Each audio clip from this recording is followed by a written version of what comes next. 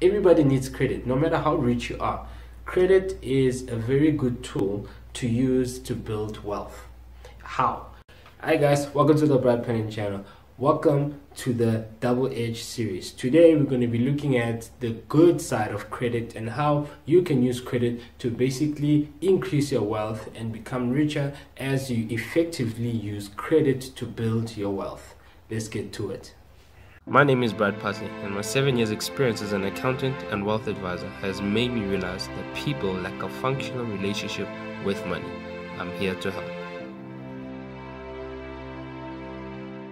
So, how to use your credit in a positive way? Well, the main thing is when you apply these principles that I make on these videos, the important thing to consider is that we're talking about wealth creation. So all these financial tools that we have available, you have to use them in a way that helps you to get more wealth. As simple as that. Now, growing up, I realized that a lot of things that I've been taught from a financial perspective is really based on consumption and hardly on investing or improving my income generation, capabilities. So talking about credit now, it's very important to realize that you can use credit to actually increase your wealth. Credit is not as bad as many put it out to be.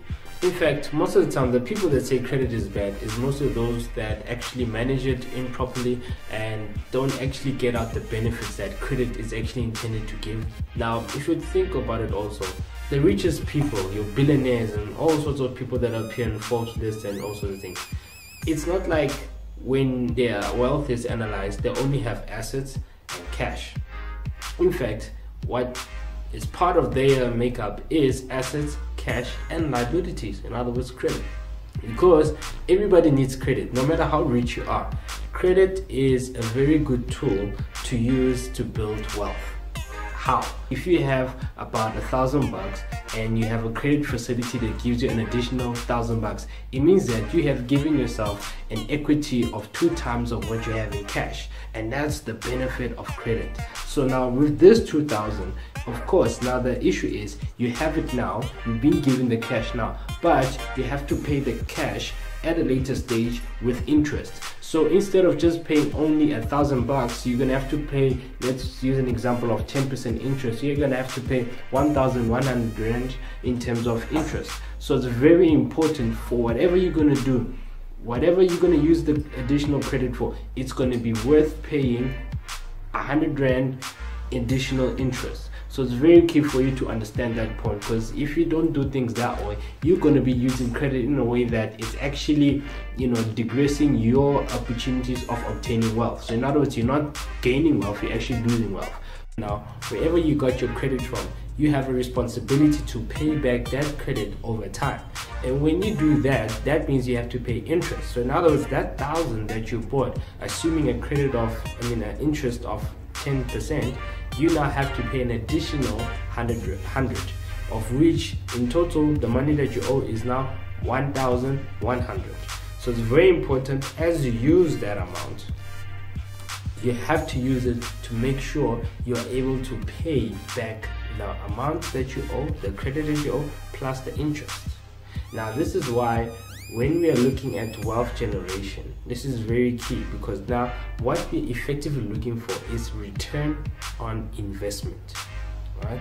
What is your investment? For you to borrow the money or the credit, that means that credit is your investment, because you are opting to gain a benefit now, but you are also creating a responsibility, a liability to pay somebody.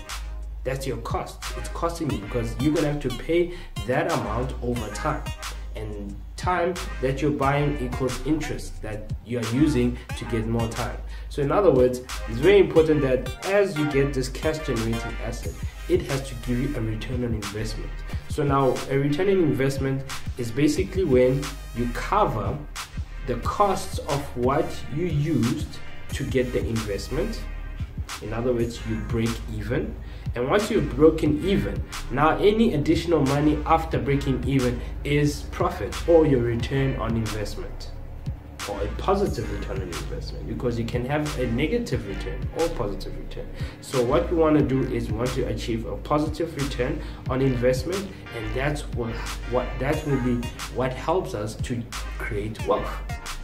So this is a way for you to use credit to create wealth, because the most important consideration is that we use credit in order to generate more income by getting assets that help you to generate that income.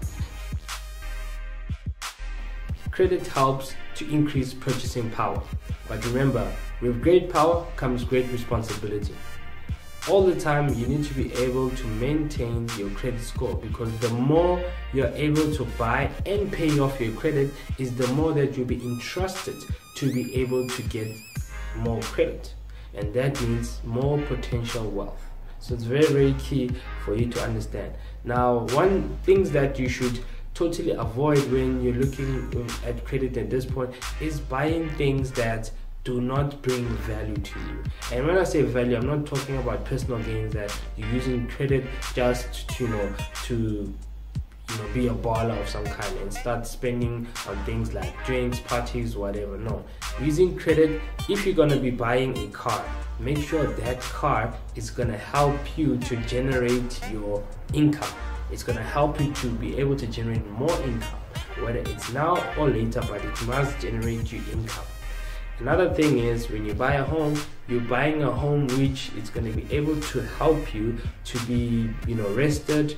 You're going to be able to operate and do anything that relates to your business. It must benefit you. So in other words, do not access credit if it's not going to help you to create wealth or help you to be in a position to create wealth. Those are the two considerations that you need to keep when accessing credit all the time. Otherwise, you're going to be in a situation where credit is miserable, it's painful, and quite frankly, life destroying. So let's avoid that and focus on the good side of credit by applying a mindset whereby you use credit to gain wealth rather than using it for consumption. Thanks, guys.